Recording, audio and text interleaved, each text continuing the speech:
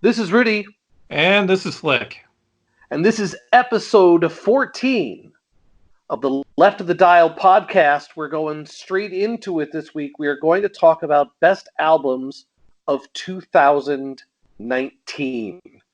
And I think we'll do, when we talked about best albums of the decade, I think we were generally in a countdown format. I think I would say I generally am here too. I think we rank them in order. And I think we count them down. I'm no Casey Kasem, but I think we can do this. Yeah, we're going to count them down. Yeah, all right. This one you may well know, you may not know it, and if you don't know it, I really don't know where you've been. You forgot? Forgot the magnetism of Robin Zander or the charisma of Rick Nielsen? That's kid stuff. It's just come up to 5:35 a.m. Kommen Sie bitte und listen to Kraftwerk. I don't know, man. I kind of like Van Halen. Well, yeah, Plum, you do. And you know why you do? Because corporate America is shoving something down your throat and making you believe it because that's what they want you to believe. I mean... Okay, buddy. I was just trying to cheer us up, so go ahead. Put on some old sad bastard music, see if I care. That was Big Yellow Taxi by Joni Mitchell, a song in which Joni complains that they paved Paradise to put up a parking lot. A measure which actually would have alleviated traffic congestion on the outskirts of Paradise, something which Joni singularly fails to point out, perhaps because it doesn't quite fit in with her blinkered view of the world. Nevertheless, nice song. How about the tunes? I want you to want me. The Dream Police. Da-na-na-na-na-na-na. Your mama's alright. Your daddy's alright. I get by because the people who make a special effort to shop here, mostly young men, who spend all their time looking for deleted Smith singles and original, not re-released underline, Frank Zappa albums. Gang. Yes. I mean, look, you can play an E pentatonic scale at 100 miles an hour till somebody's ears burn off. You can learn that, right? But finding the tangents within the framework, therein lies the artistry, man. God made your ears. You didn't make them. You gonna argue with God's ears? If it sound good and it feel good, then it's musical. So play it like I say play it. From the top. That was Sweating Lunatic Iggy Pop, part of our Tuesday night punk pack, which is climaxing at midnight with Madness. This is Norfolk Nights with Alan Partridge, and we're in the middle of Super Talk. Super Talk!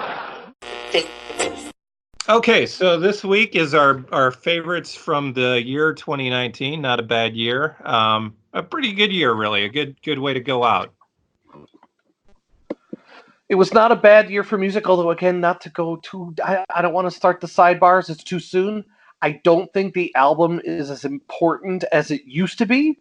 I don't think there are as many great albums as there used to be. Like, albums, to me, are like a complete musical statement. I think people are making complete musical statements like 4 songs at a time, 2 songs at a time, 6 songs at a time. They're not even full albums so much anymore, but... I do, that said, while I don't think it was the greatest years for albums, there's enough in the top. We're just covering our top 6. The top 6 are pretty damn good.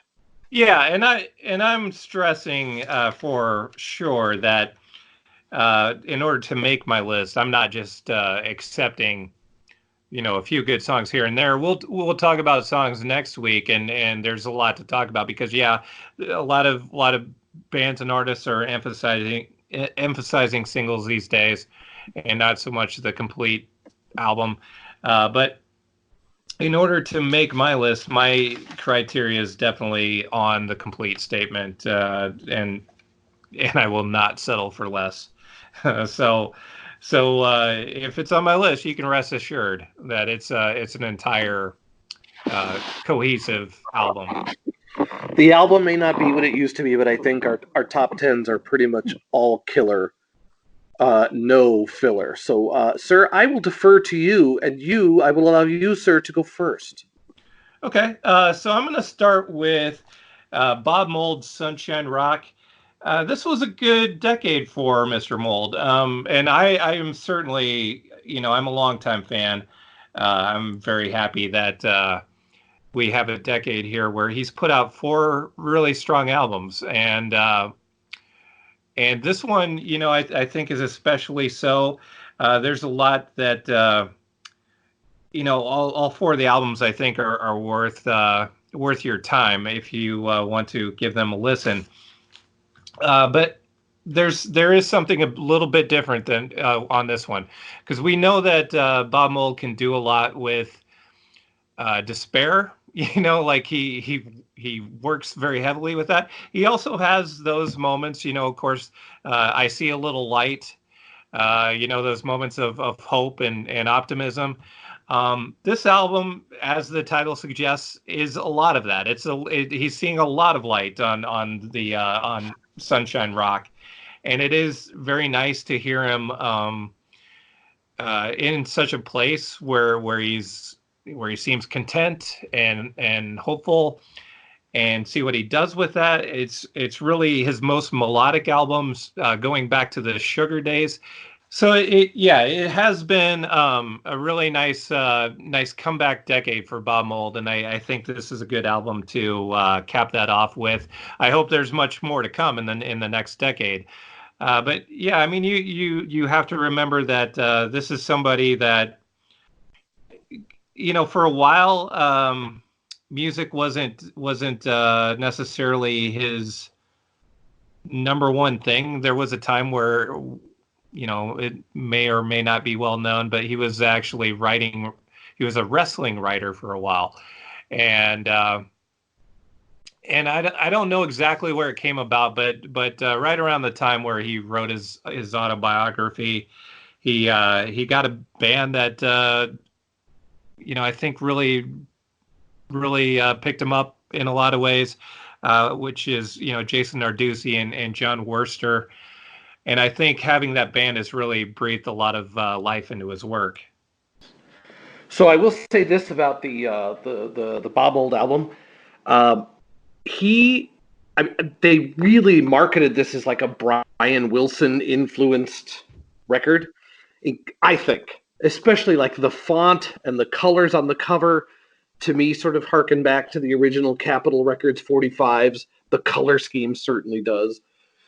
I never associated Bob Mould with being like a big Brian Wilson fan, but I can hear it. I mean, obviously he's hitting you over the head with it a little bit on this album. Well, but I associated those two things. Yeah, it's not something. I mean, if that was a selling point, I think it's a bit misleading, because it's never going to be quite like that. It's always going to be much louder. For one thing, it's always going to be. Bob Mould and Brian Wilson certainly don't have similar singing voices. Oh. But it is melodic. It's not really harmony laden, but it is melodic. It is hopeful. It is and like I said, he always has those moments. There's always the darkness and the light, and there's kind of the back and forth between those on most of his albums, on his good ones. This is one where it's good, and yet it's not as much about the darkness. It's the darkness isn't playing a heavy part in this like it does on his other on his classic stuff. Well, this album is one of the only ones I've ever seen that came marketed with its own flannel. Bob Mould did a promotion with I can't remember the name of the company at this point. I suppose I could just look it up. Yes, I have. For the JCRT shirt company, the Sunshine Rock flannel shirt was available. In fact, it looks like it still is. It is still available. The Sunshine Rock flannel shirt from JCRT. And I want to give him some credit on the flannel tip, because Minneapolis was flannel way before Seattle. Way before Seattle. And I think I want to think of this as Bob Mould's era where he finally reclaimed it back from the posers of Seattle. By the way, that's another thing I forgot to mention, but I was thinking about that too. When I was thinking about what I wanted to say about this album, it is nice that he's had such a strong decade, and a decade where, well, I mean, it's really been 2 decades where you've been seeing a lot of people, you know.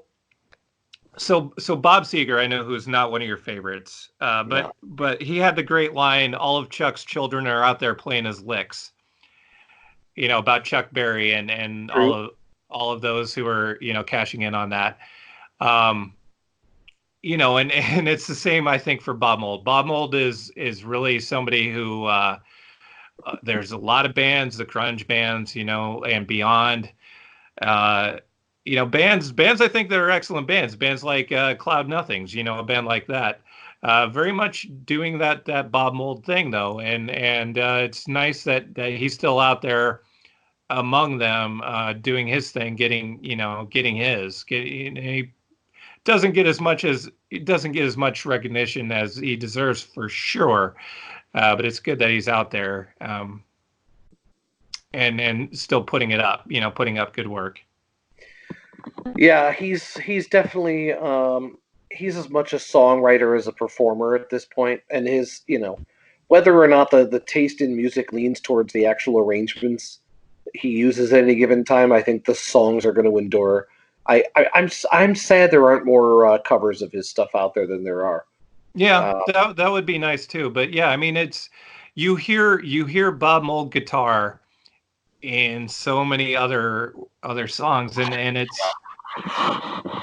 and it's good, like when somebody like Dave Grohl makes a point of drawing attention to that, putting him on. I don't remember what the album was that Bob Mould appeared on for the Foo Fighters, but like he needs more of that. He needs more people crediting his work as being as much a part. Like there's just so many people out there just cashing in on that, I think. Yeah. All right, I don't think you can go wrong with Bob Mould solo albums. I think almost every year Bob Mould has put a solo record out, it probably qualifies for the top 10 of the year. Although I did look, I couldn't resist, and I looked at Pitchfork, I think, put out their top 50 albums of the year. I don't think that was on it. Wow. Usually they're pretty nice to old Bob, but this year, not so.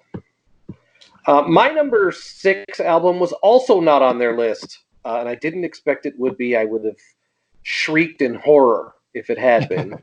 I am taking the album Wheel Tappers and Shunters from the band Clinic. Clinic is one of these bands that I think their glory days probably could best be. It is probably most accurately last decade, the aughts.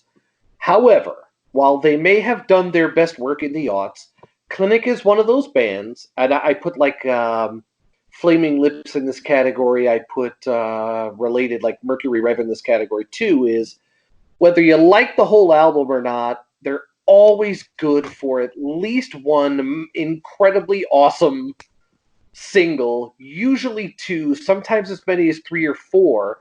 And they don't ever really make the same record twice, even though it's all kind of psychedelic. It's all very much a psych rock type affair. They always find some new angle on it, and there's a real heavy like analog synthesizer bent to Wheel Tappers and Shunters.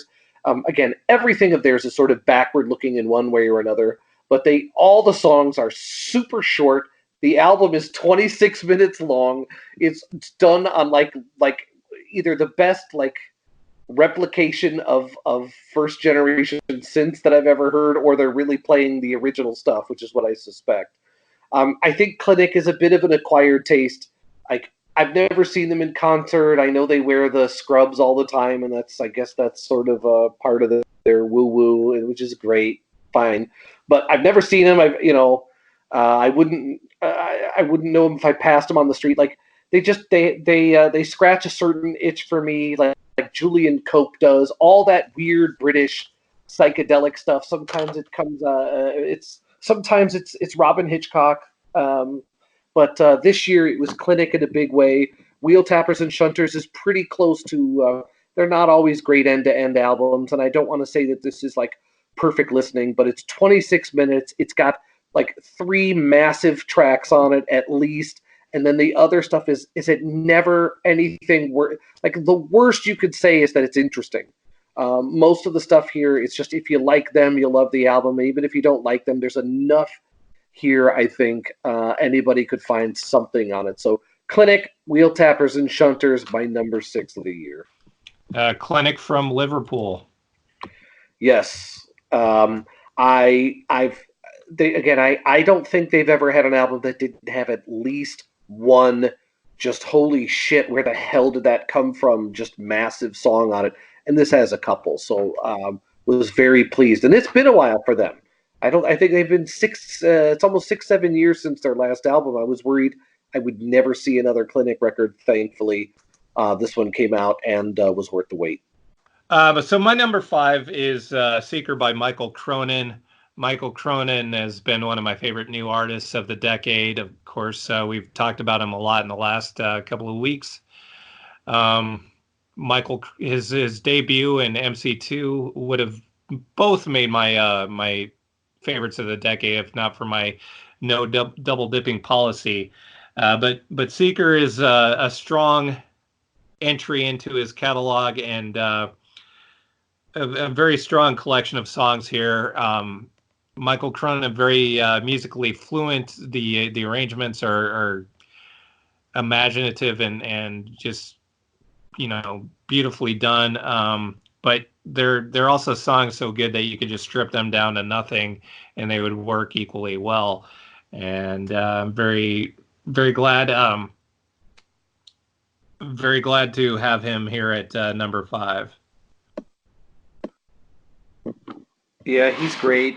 He's never put out a bad record. I think it's just like you say, like it's a matter of taste. It's really hard to argue with the first one. It's because it has "Is It All Right" on it. But I mean, for me anyway. But every time one of his new things comes out, it goes right to the top of my must listen to list. Like that is the one artist I never put off. You know what I mean? Like when the new stuff comes on, I almost always put it on first, and I was not disappointed with his stuff this year either. I don't dig him as much as you, but I totally have 100% respect for him because he's real deal. He's like his vocabulary is very broad, but he stays very true to the rock format. Like it's got a bit of everything in it. So yeah, he's great. He's great. Yeah. Good call. My number 5 is a total oddball record from the original bassist from Public Image Limited, Jaw Wobble. He's made, he basically made 2 records with Public Image Limited within like 12 months, and he's probably made like 50 solo records since. And I guess you have to be like a super big Pill fan to follow Jaw Wobble. I don't know. He makes a lot of like world music. And every once in a while, he'll pull down incredible collaborations. He's got a record with Brian Eno that's really good. But mostly he finds his own collaborators just from out on the planet. And he makes just incredible bass-heavy music. A couple of times he's gotten together with Bill Laswell, who's sort of a New York scene guy, who's also an incredible bassist. He's also played bass for Public Image Limited. The two of them together have made a couple of records. Bill Laswell lives in New Jersey. He lives like 2 exits down the highway or 3 exits down the highway from me in West Orange. And in fact, originally they were looking for like people. I can't remember what's the name of the website you use to like be a sponsor for somebody making a record. But originally these two were going to let you, like, if you gave them $300, you could go down to the studio in West Orange and hang out with them. And I was super, super excited. I don't know why they canceled all of that. I thought they were going to cancel the record, and I was crestfallen that there was not going to be another Jaw Wobble and Bill Laswell record, but there was. So it's 2 deep bass players doing what they do. If you do not like dub reggae, or you don't like world music, or you don't like the sort of the trance side of electronic music, I'm not sure there's a ton for you here. But if you if you love the bottom end, if you just love that subsonic bass, and you just love the big rubbery bass lines that reggae brought into the world, those just massive rubbery, just taking that entire dub vocabulary and filtering all the world's music through it. If that even has a tiny amount of appeal to you, Jaw Wobble's great at it. Bill Laswell's also a master of it, and having them together, I wouldn't say is like it's not like some super group made good, but they're great collaborating with each other. I dig it. I've had it on the background quite a bit throughout the year, and I think I think this album's going to make it deep into 2020 with me too. It's just it's great background music. It's there's I don't think there's any lyrics on the entire thing. It's just instrumental, bass heavy, world music in its orientation, and just executed by masters. So it's Bill Laswell, Jaw Wobble's Realm of Spells from 2019 is my number 5. All right. All right. So we are on to number 4. And my number 4 is All Mirrors by Angel Olsen. Angel Olsen had a different album that made my best of the decade. Another great newcomer to the decade. And really, as great as this album is, it could be like my third favorite by her, really. But it is a strong album, very all over the place, and I mean that in a good way. We talked, you mentioned Michael Cronin having a broad musical vocabulary. That certainly fits the bill with Angel Olsen. And the thing I like about Angel Olsen is it's not even so much, this album sounds different than that album, which it does, but from one song to the next, there's a whole lot of difference. There isn't really a roadmap to Angel Olsen, and I like that about her. Basically, no roadmap. I'm just along the ride, along for the ride. The Pitchfork reviewed the record, and I think that made their top 10 too. And they were saying, and I didn't hear this until I read this, and then I think back on it, and they were saying towards the end of the album, she starts to pull out like what we would call like goth or like new wave, like a little bit of that vocabulary. And I have to say, I hear a little of that in there, like Disintegration era music from The Cure. Like she definitely, I think when we talked about her in the best of the decade too, she's growing a lot, and I think she's got quite a few great albums in her left, and I think she's going to surprise some people with what she can do. Her first couple of records sort of come from the same place, but I think she's starting to branch out, and I think she's really going to deliver here big in the years to come. Yeah, I kind of feel like she always has done this. Like I think her horizons were always pretty broad. I think it's really easy to say that this album is more diverse than the other ones. I don't know that I really think it is. I think that's always kind of what she's done. I think this one is a bit more. There's a bit more of like romanticism to this one, and I think that's maybe what differentiates it from the others, and that might make it seem, or easily make it stand out as more artistic than the others, but I don't really think it's more artistic than the others.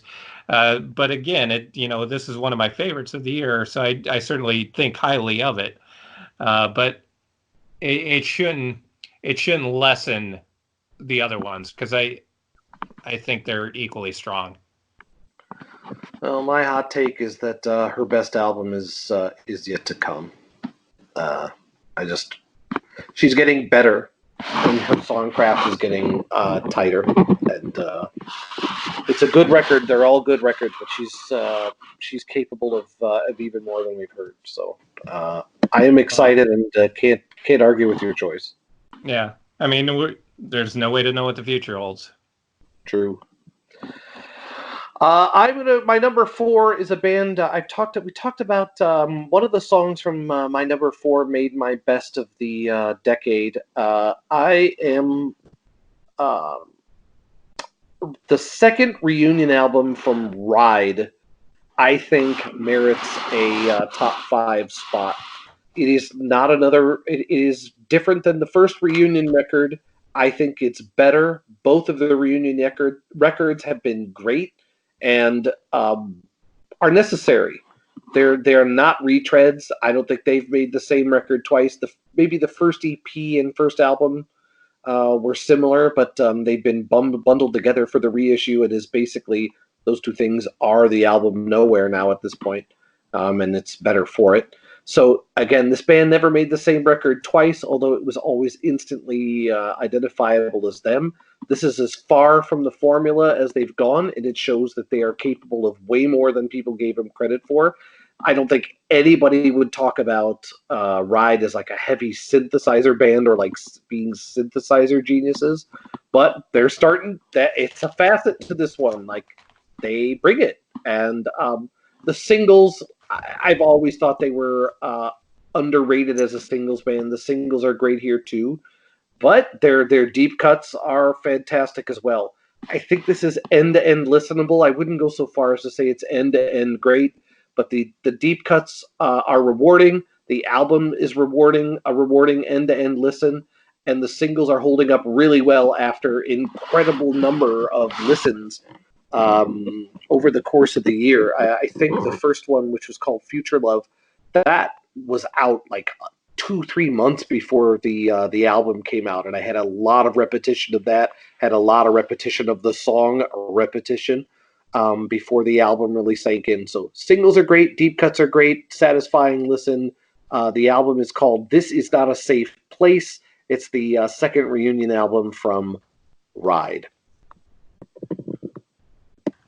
And one I have to admit, I still need to give a listen to. I have neglected to get to that, but I shall.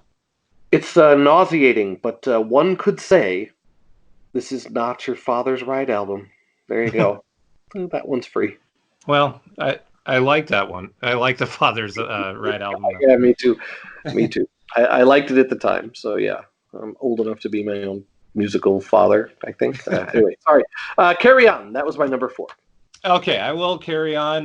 My number 3 is Kiwanuka by Michael Kiwanuka. Probably, yeah, the newest one on my list. Came out just over a month ago, but very strong.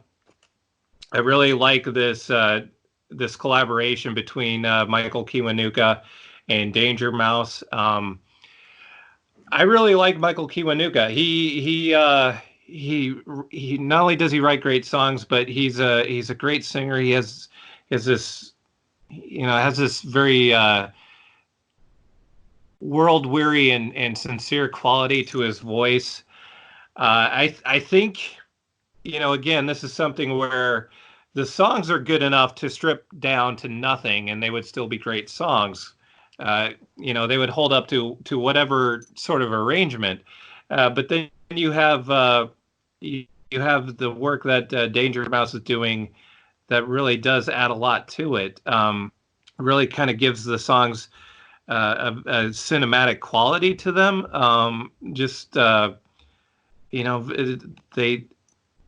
They just invoke a lot of imagery. They're just beautiful, just really beautiful, and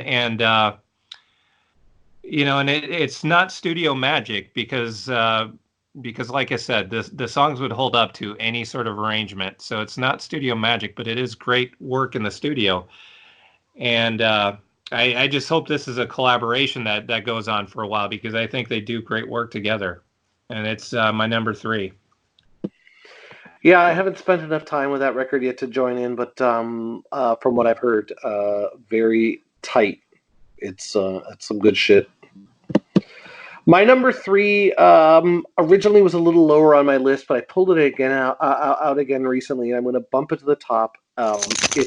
It's the Black Mountain record Destroyer that came out this year.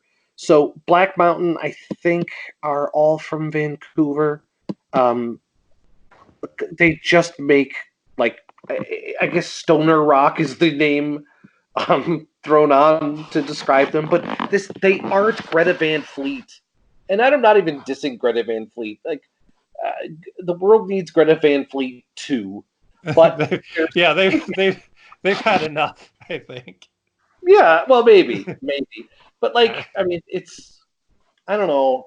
I think of Greta Van Fleet as being the modern Grand Funk Railroad, whereas I think of Black Mountain being more like the reincarnation of, like, Nazareth, or, you know what I mean? Like, that, Nazareth's not even right.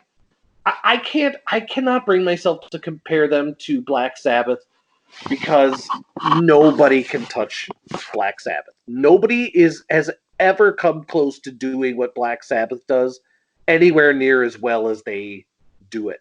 There are loads and loads of bands that are, like, really love the formula, really love the sound, and they really love, like, that, making homages to Black Sabbath.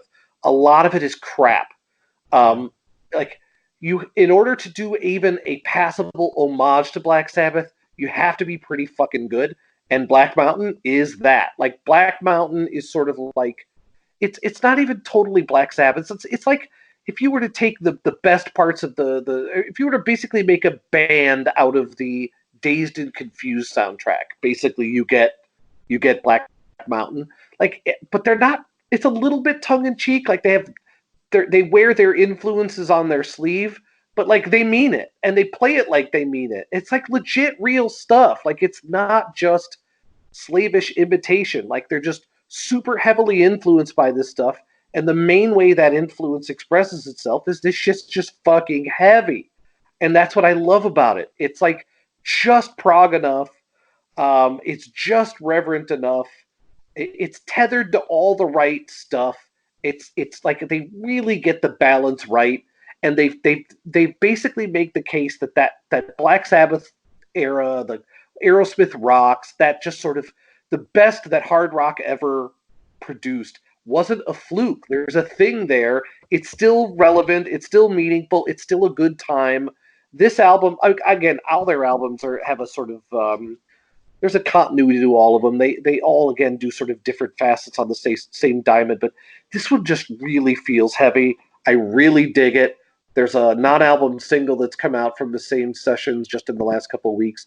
Bundle that up with the album, and the 2019 output of Black Mountain is just out of hand good.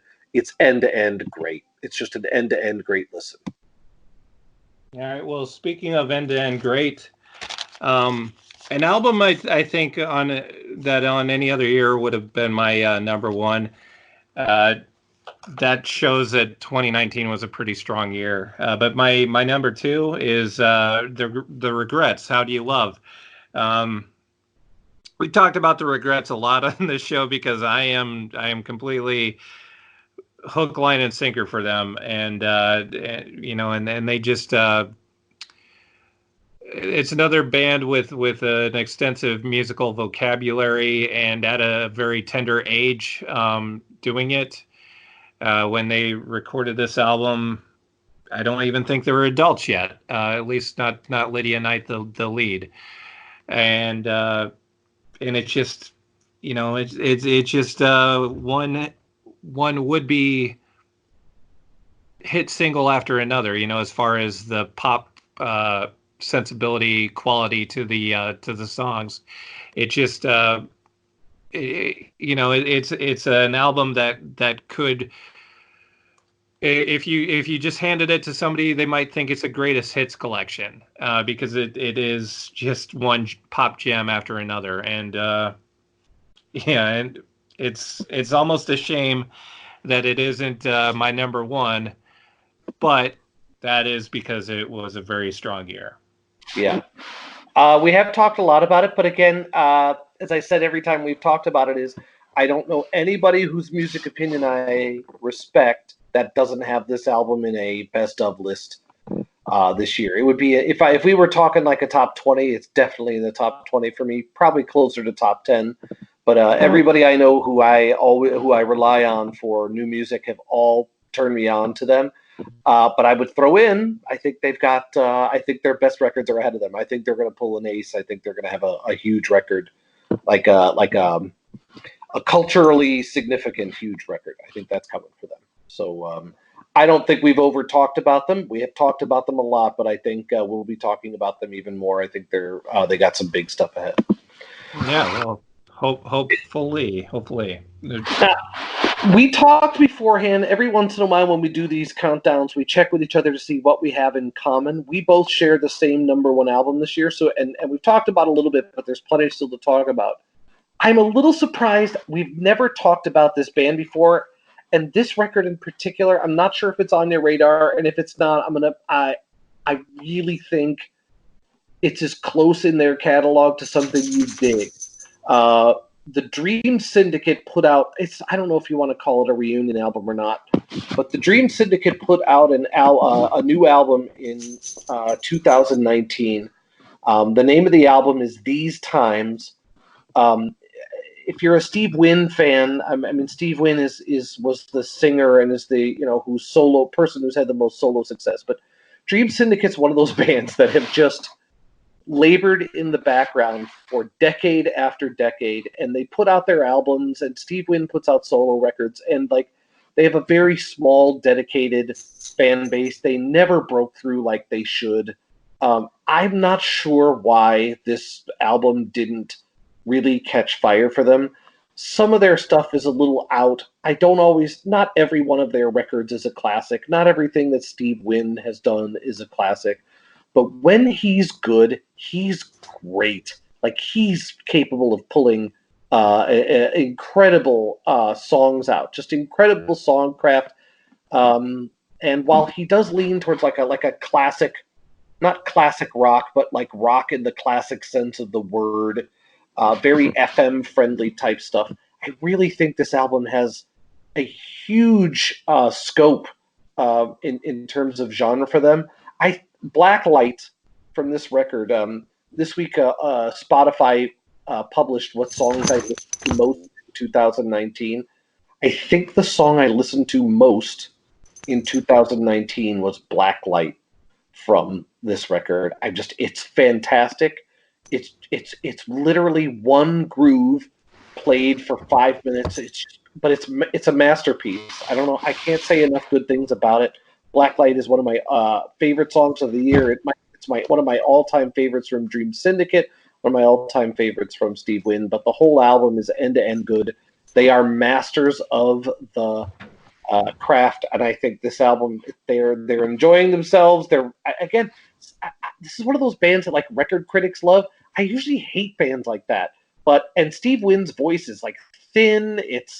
He does not have a rock star voice by any stretch of the imagination, but it all works.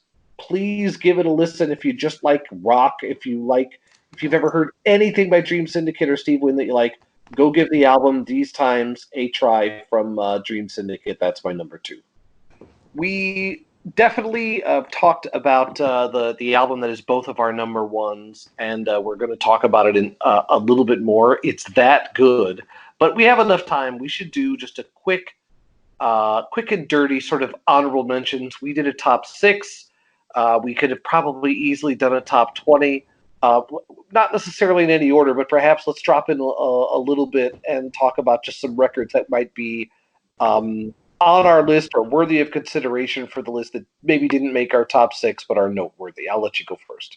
Okay, well, my list is Sharon Van Etten's Remind Me Tomorrow, Wilco's Ode to Joy. Neil Young had a very nice album this year. I was very happy about that, called Colorado. We talked last week about Beck's Hyperspace, which isn't, classic Beck by any stretch, but a few strong tracks, and one especially strong track in Saw Lightning. X-Hex's It's Real is a strong sophomore effort from them. Brittany Howard's Jamie, her first solo album after the Alabama Shakes, also very good, very interesting album. And very, very interesting album, I thought, was Sturgill Simpson's Sound and Fury. I think I don't think I'm ever going to get ever reach maximum capacity on the FU to the record industry sort of albums, and it's a pretty good entry into that genre by Sturgill Simpson, and very much somebody that is not wanting to be painted into a box for sure. Yep, he's had a big couple of years here. I think he was on Joe Rogan even this year, if I'm not mistaken. Yeah, well, yeah. I mean, I don't know if you've heard that album yet. Basically, Sturgill Simpson started out as a country music artist, and I think it was Rolling Stone that said he was like the great hope for country music. It wasn't, that's not a quote. I don't remember exactly how they phrased it, but it was something to that effect. And it was great. He was great then. He kind of sounded, like he sung like Waylon Jennings. Really a lot in that vein of the outlaw country sort of thing, and great songwriter. Yep. His third album was a bit more soul tinged. It had horns and things like that. Not venturing too far away from what he had done though previously. This one though is really kind of all over the place. It's it's very heavy in some places. It's actually disco-y in some places. It still works though. Like the songs are again, it comes down to having great songs. Like he could take these songs and put them in any sort of musical style and it would work. But as it is, he gets super creative in how he wants to present his material on this album. And a lot of it, I think, has to do, you can read into it just from the lyrics alone, just that he's very frustrated with the suits, and that's his reaction to it. And it's not a bad one. It's definitely worth a listen. He is good, and I don't like a lot of what is called modern country music, but I do like him. Mm-hmm. I mean, he's a bit backward looking, but I would say that's less true as time goes by. He's got a bigger palette than just referencing the old country music. So yeah, I'll always give a Sturgill Simpson record a listen. Yeah, well, and he's always showed even when he was doing a traditional country music, and again, I mean, how traditional is it when you're really emulating the Outlaws as opposed to the Nashville, but yeah, I mean, right away from his second album, he was covering "When in Rome,"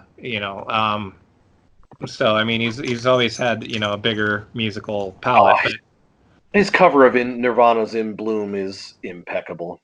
But I think a distant second to the cover of "The Promise." Yeah, I mean, just the choice of choosing to cover "The Promise" that's a bold selection. It is. Well, it's a perfect transition for me. On my honorable mention list, there's 2 covers albums that came out this year. We're talking about Juliana Hatfield did a greatest hits of the Police, sort of, or it's just called Juliana Hatfield Sings the Police. I myself am partial to the do-do-do-do-da-da-da version on there, but she's clearly got deep Police love. She went deep into the catalog for stuff like Landlord and Rehumanize Yourself and Hole in My Life. Stuff that was definitely not huge hits. So gotta recommend that. And then many years ago, the band called The Bird and the Bee released an album called Interpreting the Masters Volume 1, and it was all Hall & Oates covers. That was a damn masterpiece. And they have a couple other covers. They're just damn masterpieces. This year, they finally put out Interpreting the Masters Part 2, a tribute to Van Halen. They did a performance with Dave Grohl of I think Running with the Devil. I can't remember, but it's reverent. It's fucking hilarious. Interpreting the Masters, Bird and the Bee covering Van Halen. Just real quick, The band Dark Meat morphed into Sun Watchers. Their album Illegal Moves is totally from outer space and fucking great. Shit and Shine had an album called No No No No.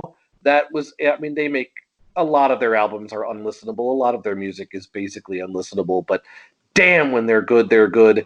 And the Shit and Shine stuff that came out this year and actually last year is fantastic. The Beck album, going to agree. And then my last from the speed round. I don't know if I'm pronouncing this young lady's name correctly. I've never talked about her before. I don't know anybody who listens to this, but Carrie Faux is what I want to say her name is. Kari, Carrie, and then Faux, Faux. She certainly wins for album cover of the year from her EP Cry for Help. The song Medicated and the song Leave Me Alone are both, it's 5 songs, but they're all good in their own way, but the first 2 in particular are fantastic. The album cover is something else. It's going to be very striking visually. Give it a listen, but get past the cover if you can. It's an EP called Cry for Help by Carrie Faux. Fantastic stuff. I think we're ready for number 1. All right, yeah, number 1, our mutual pick. So yeah, I don't even know who starts on this one. Yeah, I'll let you start. It's Purple Mountains, the only Purple Mountains album there will ever be. I'm guessing. Yeah, is the final statement of David Berman. You know what? I'm going to start because when we talked about this before, you said something that I hadn't thought of, and the more time I spend with it, the record, the more this jumps out at me is. I think Silver Jews really, to some extent, was like Pavement with a different singer. I don't think it was entirely David Berman's project, and I don't think he ever gave over to it entirely the way he does to Purple Mountains. Like, Purple Mountains is the David Berman record in every sense of the word, I think. And it really, it sucks that it's probably the only one like this we're going to get. I love the Silver Jews records, but the more time I spend with Purple Mountains is different than Silver Jews. Silver Jews did have a bit of the slacker aesthetic to it, and only on those last couple Silver Jews records did they really get away from just being sort of a Pavement side project. And when he had his wife in the band, it had a very different flavor too. Purple Mountains is really just a David Berman record, and it's different, it's unique, it stands out, and the more time I spend with it, the more it stands out, and I mean that only in the best possible way. Yeah, well, I agree that it's different. The reasons why my theories might be a little different than yours, but it is very different. It's much more personal. It is.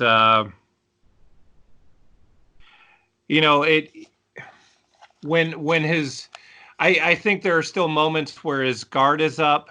I think there are moments where he's being personal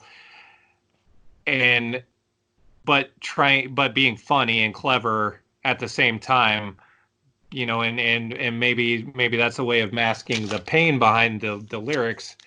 But still, those are very personal, and there are times where a song like Storyline Fever, where it's really like he's talking to somebody else about what's going on with their brains and how they're perceiving the world, and it's obvious he's really talking to himself. It's just a mechanism for talking to himself. Yeah. But this album is really 100% personal. It's I would say the only song that does seem like it could fit on a Silver Jews record is Margaritas at the Mall. I think that is kind of in the vein of a Silver Jews song. Yeah. But there is otherwise I think it really is much more personal than anything he ever did in the Silver Jews. Yeah. And I think, and I like the quality of that stuff. I like that stuff, but this is, he went out with a masterpiece. It's too bad he had to make that his final work. But he did go out with a masterpiece. We agree. One of the reasons I know it's a masterpiece is that I have different favorite songs from it, and you know what I mean. Like since Right. we've talked about this Yeah. 3-4 times, my favorite song on the album has probably changed at least that many times. I hope it continues to do so. Not many albums this year that you could listen to end to end, and it's always satisfying. This is one of them. It is a masterpiece. It's I don't know if there's like archive material, and if there is, of course I will listen to it. But I can't imagine that we're ever going to get a more perfect statement of what he was capable of than this record. And he doesn't have to top it. Like even if he was alive today, he wouldn't. He's not obligated to do better. The fact that he can't top it per se, that doesn't diminish it. It's to me, it's like a sort of a perfect statement of what of his aesthetic. I think if you listen to it, you have a pretty good idea of how he saw the world, and you also get a pretty good idea of how unique that perspective was. It can't be topped, so I just don't expect that. Yeah, and really, as far as the different, like he shows all of his different sides, because he is being so personal. It is like every facet of his personality, from the funny and clever, and really, nothing ever did was as funny and clever as the stuff on here, even though he was always great at that. But then there are the very intensely personal songs on this album as well, where it isn't really about that, where it is just more him, just getting to the core of it, and instead of putting on any airs. Yeah, you can't know what burdens other people are carrying. You just can't. I don't think this record explains his suicide at all. I don't. I think to your point, like earlier, he was still guarded about some stuff, because I don't view this album as like when I listen to the last Joy Division record, it's impossible not to associate the end of Joy Division's career, in fact, their whole career, with Ian Curtis's death. It's just very hard to see that band outside the lens of the fact that Ian Curtis basically died before he turned 25. There is a sadness over the Ian Curtis's career. I just don't feel that here. I just don't feel that about this record. I don't think death is gonna. I hope death does not hang over this record. I think it would just be a misunderstanding of him. It would just be a misunderstanding of what he did. It just doesn't feel like death at all. If he hadn't committed suicide, I would have never associated this album with that. And I'm just going to stick to my original feeling about it. I am not his with death. I just can't change. It's not going to let it change it for me. Yeah, I mean it is as much as it is personal. It all is being funny and clever, and certainly had a gift for wordplay beyond just about anybody, that makes it engaging and entertaining. There are certainly moments that I think are hard to strip away the context from, but they're mixed in with moments that are just I'm not going to say pure fun. I don't think it's pure fun, but it's certainly fun. Yeah, I agree with that. I primarily associated him with his sense of humor. And his death doesn't change any of that. He's fucking funny, man. He's funny. His filters for the world are just funny. The fact that he was overwhelmed by the pain in his life is that's a tragedy for everybody. That's sucks. As far as the funny, his style of humorous songwriting, the one person that comes to mind, because I'm a big fan of David Lowery, and his style of songwriting comes to mind, and there are similarities. As much as I really like David Lowery, I I don't think even David Lowery can touch some of the stuff that's on this album. You know, it's just like it's taking that to just the ultimate level, really. Yeah, David Lowery had creative tension to deal with. He had like a band, you know, he was always in a band. Has David Lowery ever made a solo record? Because that would be an interesting record. Mm-hmm. He did. Yeah. Is it good? It was all right. Oh, well, that's disappointing. Well, Yeah. fuck. Well, I never made the connection, but you're right. They are of a similar type. Look, David Berman was like literate, though. You know, David Berman's work is probably important outside of music, just his writing. I know it is, because his book of poetry is not. It's not a compilation of lyrics. It's like actual poetry, and I'm no expert on poetry, but those who are, I think, look at it as the work of an actual poet. So his wordsmithing ability really is unrivaled. The cleverness of his intellect is sort of unrivaled. He just was carrying around stuff that was bigger than his ability to deal with it. Like, that sucks. That's a loss for all of us, but it doesn't condemn him at all. Like, he gave. I would love to be able to look back on my life and have reached as many people as he did. I'd love it, like, at the end of my days, to be able to look back and say, wow, I made something important that mattered to other people. He absolutely did that, and he did more of that than 99.99% of humanity will have a chance to. So it just, how he left the earth doesn't diminish what he left on earth. It hasn't. It makes me sad, but I just, the work here is just too strong, and my enjoyment of it is just too deep to be to lose touch with it over his death. It just stands on its own, and it's kind of a singularity in that way. Yeah, and it is really hard. Like, you know, I don't want to theorize about any of it. He did take a lot of time away from music. He came back with this. Unfortunately, that was the last thing that he came back with. You know, what the connection is between those events, I have no idea. I'm glad, though, that, you know, it wasn't just a long hiatus from music and then nothing at all. I'm glad that this, you know, got out there. Yeah, I totally agree with you. I have a feeling we're going to have to talk about him again. I'm going to look at my list of my favorite songs from the year, but that's our next episode. It's our final full episode of 2019. We're going to talk about the best songs from the year 2019. I think I made my list already, and I think I have a Purple Mountain song on it. So, sure. I may have to talk about it again.